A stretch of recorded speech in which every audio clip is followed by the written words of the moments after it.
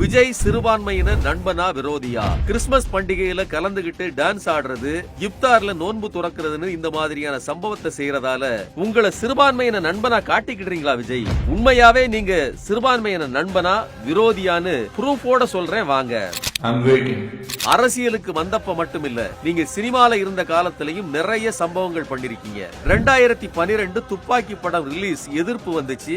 காரணம், அந்த படத்துல முஸ்லிம்களை தீவிரவாதிகளா காட்டிருப்பீங்க. சரி, ஒரு வழியா படம் ரிலீஸ் ஆச்சு, ஹிட்டும் ஆனதால யாரும் கண்டுக்கல. அது தெரியாம நடந்த தப்புன்னு கூட விட்டுறலாம். ஆனா நீங்க அதோட நிக்கல. துப்பாக்கி பட பிரச்சனையை பத்தி கொஞ்சம் கூட யோசிக்காம திரும்பவும் 2022ல பீஸ்ட்னு ஒரு படம் எடுத்து அதுலயும் முஸ்லீம தீவிரவாதிகளா காட்டிருப்பீங்க.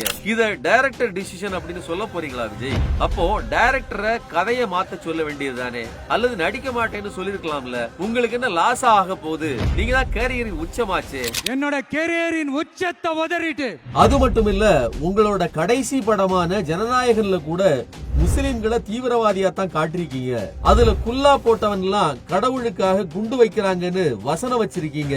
உங்க கடைசி படத்திலையும் இந்த சீன் வைக்கிற அளவுக்கு அப்படி என்ன வன்மம் உங்களுக்கு? சரி, இது வெறும் படம் தான் அப்படின்னு சொல்றீங்கன்னா, காஷ்மீர் ஃபைல்ஸ், கேரளா ஸ்டோரி, துராங்கர் மாதிரியான படங்கள் ஏன் இந்தியா முழுக்க எதிர்க்கப்படுது? காரணம், அது வெறும் படம் இல்ல, முஸ்லிம்களுக்கு எதிரான எதிர்ப்பு அரசியல். அது மட்டும் இல்ல, வெறும் சினிமாவை மட்டுமே தகுதியா வச்சுதானே நீங்க அரசியலுக்கு வந்திருக்கீங்க. அப்ப சினிமாவும் கணக்கு தான். இது மட்டும் இல்லாம சிறுபான்மையினருக்கு எதிரா யாரையும் நீங்க எதிர்த்ததே கிடையாது. சொல்ல போனா ஆளுநர்கிட்ட போய் இஸ்லாமியர்களால எனக்கு பாதிப்பு இருக்குன்னு சொல்லித்தான் இசட் பிரிவு பாதுகாப்பே கேட்டீங்க. ஆனா அதெல்லாம் தர முடியாதுன்னு சொன்னதால ஒய் பிரிவு பாதுகாப்பை வாங்குனீங்க. ஞாபகம் இருக்கா விஜய்?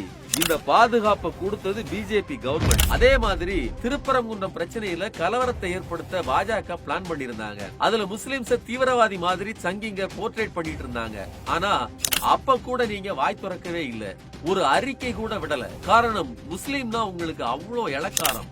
எல்லாத்துக்கும் மேல திருப்பரங்குன்றத்துல என்ன பிரச்சனை போயிட்டு இருக்குன்னு உங்களுக்கு நல்லாவே தெரியும். ஆனா திருப்பரங்குன்றம் தொகுதியில RSS சேர்ந்த சிடி நிர்மல்குமார வேட்பாளரா அறிவிச்சிருக்கீங்க. சிறுபான்மையினரை பத்தி துளி அளவு யோசிச்சிருந்தா கூட இந்த கேவலமான வேலையை நீங்க பாத்திருக்க மாட்டீங்க. இப்ப கூட நீங்க விருப்பப்பட்டு நோன்பு திறந்த மாதிரி எல்லாம் தெரியல. ஏன்னா உங்க முகத்தை பார்த்தோமே அவ்வளவு கடுப்பா இருந்தீங்க, புராண தலைகீழா வச்சிருந்தீங்க.